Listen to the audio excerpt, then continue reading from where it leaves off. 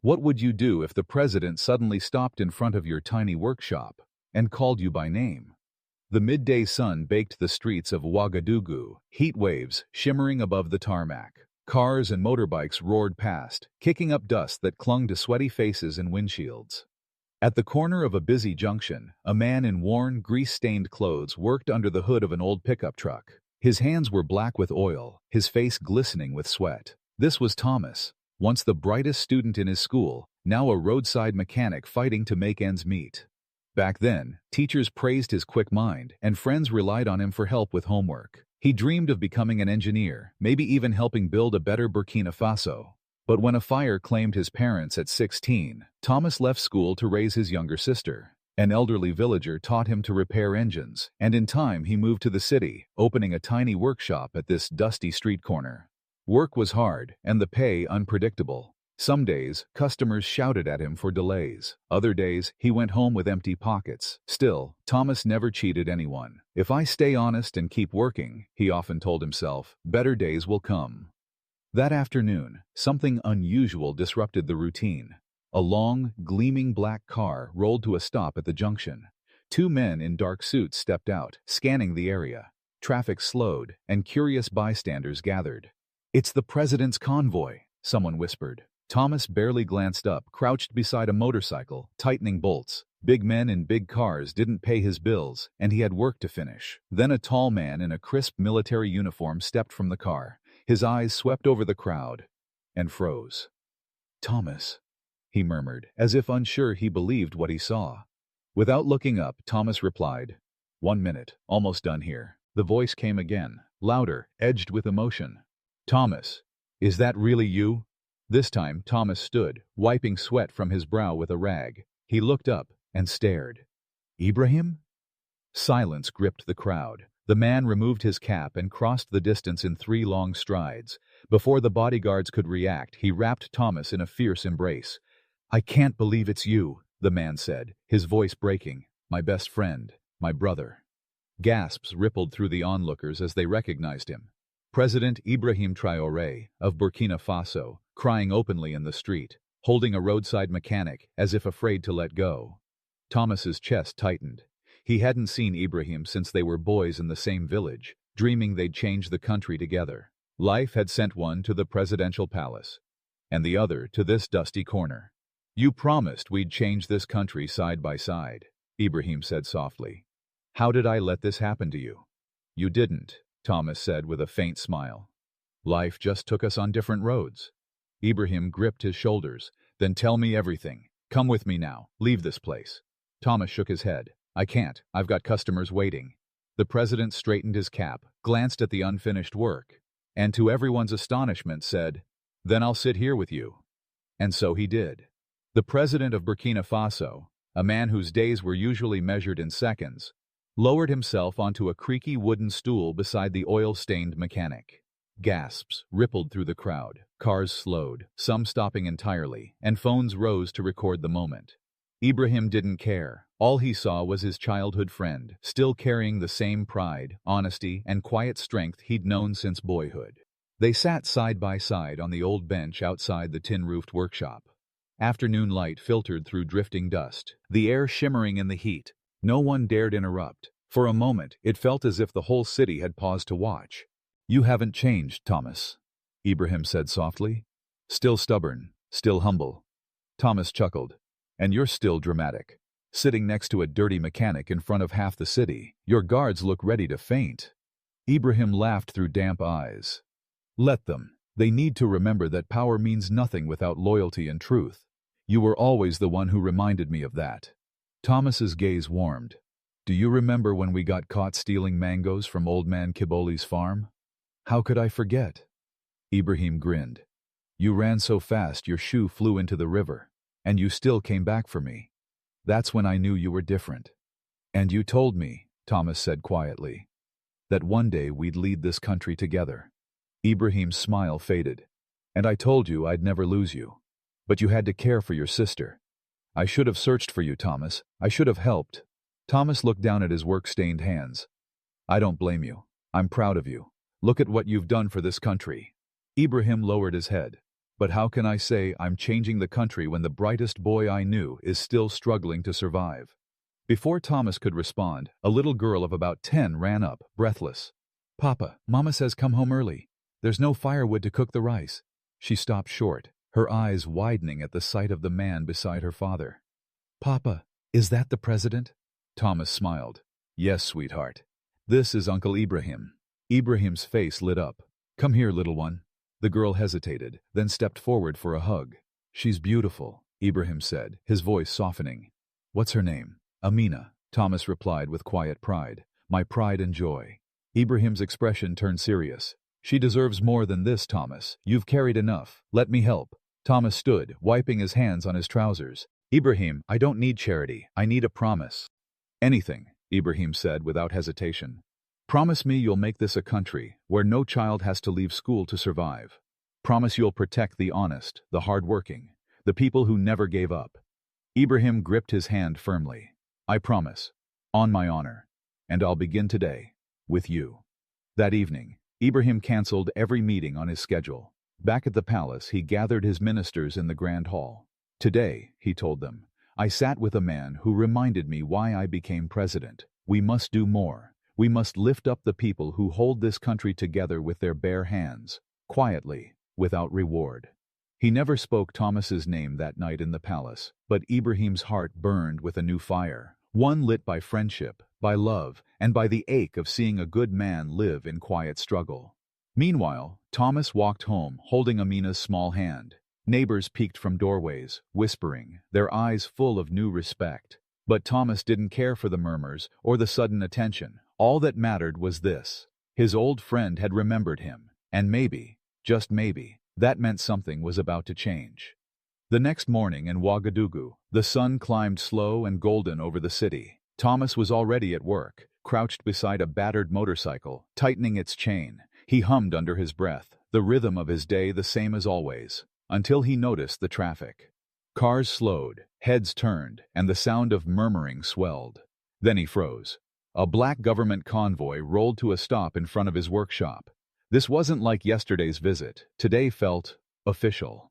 Men in suits and crisp uniforms jumped out first. The crowd grew quickly, neighbors pressing closer, whispering. From the middle car, President Ibrahim Traoré stepped out. Not alone this time. Behind him came journalists, cameramen, and government officials. Thomas's eyes darted to the side, where a small stage had been set up right beside his dusty shed. Loudspeakers hummed, a microphone stood ready. What is this, Ibrahim? Thomas called, bewildered. Ibrahim walked over, his smile warm. Thomas, yesterday I cried. Today, I came to honor.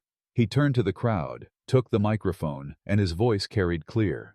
People of Burkina Faso, today I want you to meet my friend. Not just any friend. This man was the top of our class. He taught me mathematics when I was failing. He shared food with me when I had none. He gave up his own dreams to care for his sister. And while I became your president, he worked quietly, humbly, here by the roadside. The murmurs died down. All eyes were on Thomas. Yesterday, Ibrahim continued, he reminded me of what real service means. He didn't ask for money. He didn't ask to be made rich. He asked me to promise, to work harder for people like him, people who labored day and night with honesty and dignity. The crowd erupted in applause. Today, I make good on that promise. Ibrahim turned back to Thomas. From this moment, you will no longer work by the roadside. Your workshop will become a government-sponsored training center, a place where you will teach young people to repair cars, to earn a living, and to hold their heads high. The building is ready. The tools and equipment are waiting. A team will work alongside you. Thomas stared at him, speechless. His lips moved, but no words came. And one more thing, Ibrahim said. Your daughter, Amina, will have a full scholarship.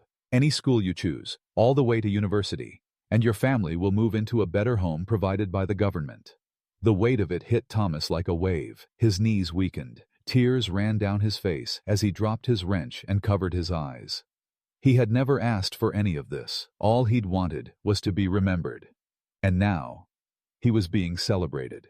The crowd clapped harder, some wiping their own tears, others shouting, "Long live the president!" Cameras clicked. Journalists leaned over one another, shoving microphones forward, their flashes catching every bead of sweat on Thomas's brow. A few minutes later, he found himself on the small stage, a microphone trembling in his hands. He cleared his throat, eyes scanning the crowd. I don't know what to say, he began, his voice unsteady. I never wanted fame. I only wanted to do the right thing. He paused, the weight of the moment pressing down on him. And I'm not the only one. There are many people like me across this country. People who are good, people who are strong, but who go unnoticed. Please, don't forget them.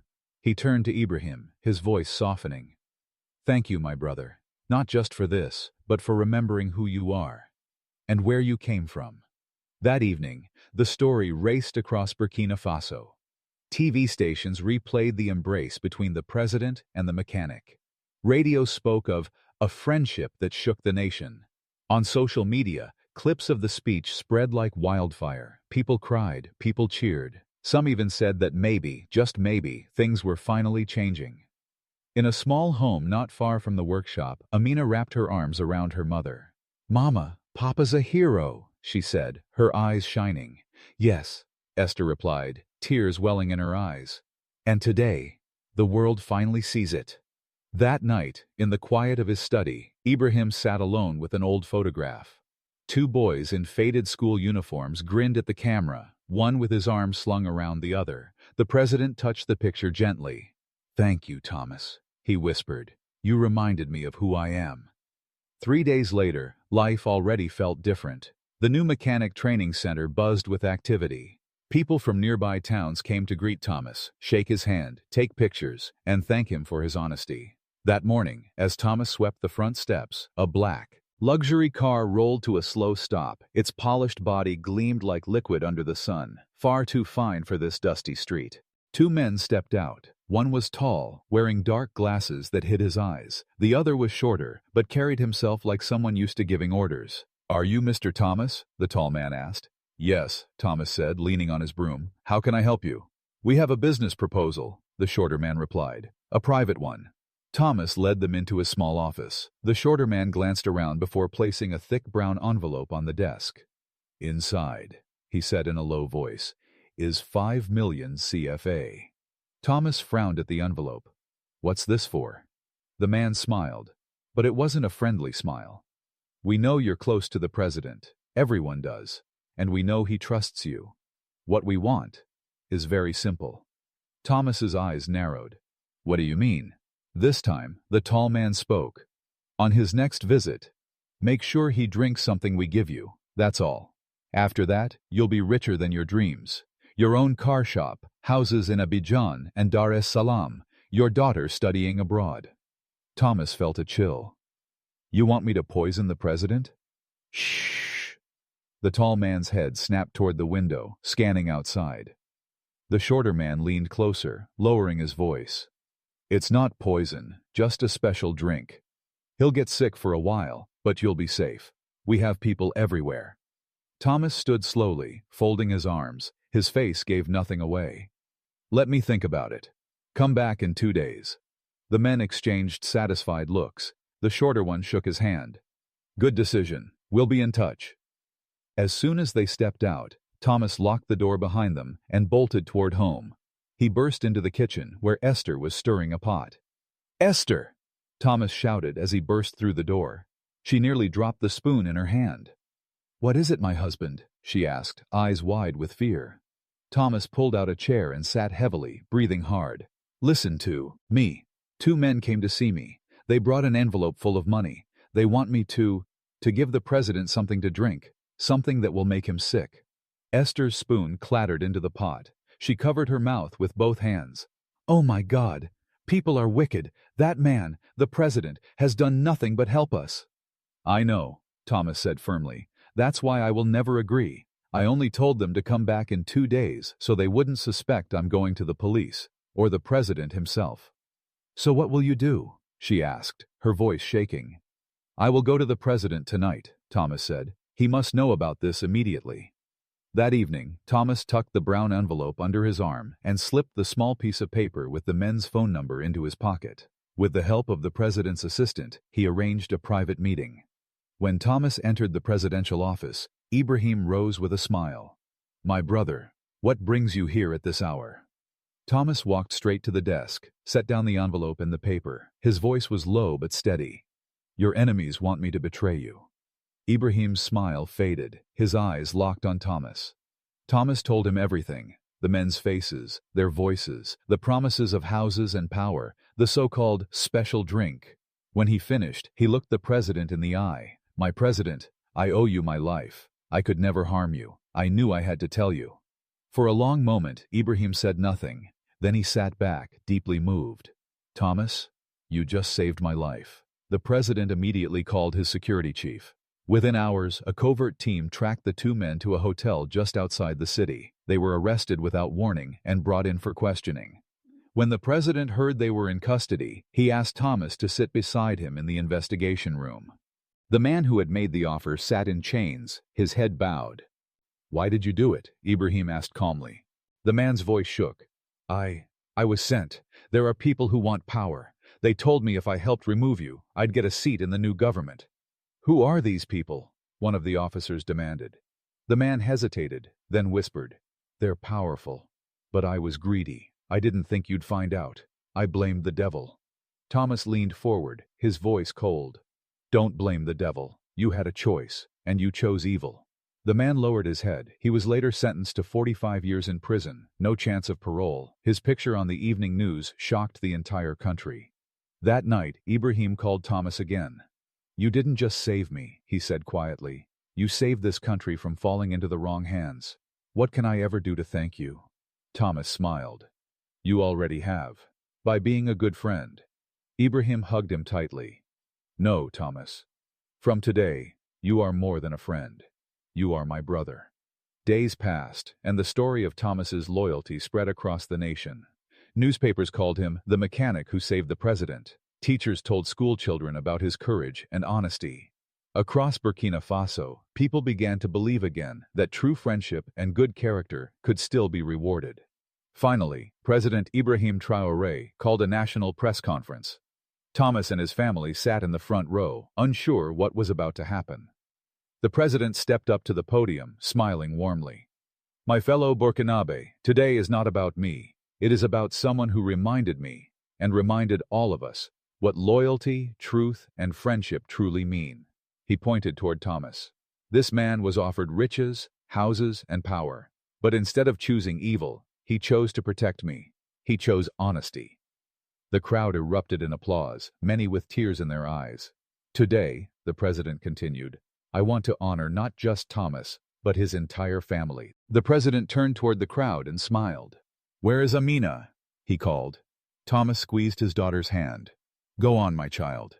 Amina walked to the stage slowly, her heart pounding so hard she could hear it. She held her father's hand tightly, as if afraid to let go. President Ibrahim's voice rang clear. "I am proud to announce that Amina, the daughter of Thomas, will receive a full government scholarship to study at any university of her choice, anywhere in the world. From today until the day she graduates, all her school fees, books, travel, and accommodation will be paid in full." The crowd erupted in applause, cameras flashing like stars. Amina's eyes filled with tears. She turned and hugged her father so tightly he could barely breathe. "Thank you, Papa," she whispered. Thomas kissed the top of her head. "You deserve it, my daughter." But the president wasn't finished. He scanned the audience. "And now, where is Madame Esther?" Thomas's wife rose slowly, wiping tears from her cheeks. She never imagined such a day could come. "Madame Esther," Ibrahim said warmly, "you stood by your husband. You encouraged him to do the right thing, even when it was dangerous. You have raised a family built on love and strength. As a gift from the people of Burkina Faso, I am opening a large, modern supermarket in your name. You will be the owner. You will never have to worry about survival again." Esther gasped. Her knees buckled and she dropped to the floor, hands trembling. "Thank you, sir. Thank you," she cried. The president gently lifted her up. "No, my sister. I should be the one thanking you." Later that day, a new building was unveiled in the heart of the city, the Thomas and Esther supermarket. Inside, rows of bright shelves stood stocked with goods, freezers hummed with cold drinks, and cash counters were ready for customers. Staff members stood waiting to work. Every Thing prepared. Not far away, Thomas's dusty roadside workshop had been transformed into one of the largest mechanic training centers in the country. Young boys and girls were already signing up, eager to learn from the man who had become a national symbol of loyalty. That evening, Thomas and his family gathered in their new home for dinner. The table overflowed with food, and the air was filled with laughter. Thomas raised his glass of juice. To my wife, my daughter, and my brother the president, today we celebrate not just success, but friendship and truth.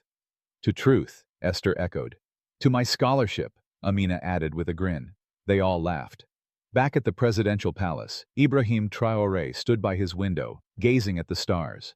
In a quiet voice meant only for himself, he said, "Some presidents are protected by guards, guns, and gates. But me, I am protected by a friend." And so began a new chapter for Burkina Faso. A country where even a poor roadside mechanic could rise, where honesty proved stronger than riches, and where friendship truly could change the world. True friendship and loyalty never fade with time. Even the smallest acts of kindness can plant seeds that grow into life-changing opportunities. Real leadership is measured not by power, but by how you lift others up. If this story touched your heart, don't forget to like the video, subscribe to the channel, and share it with someone who believes in the power of friendship and kindness. Thank you for watching. Your support helps us tell more stories that inspire the world.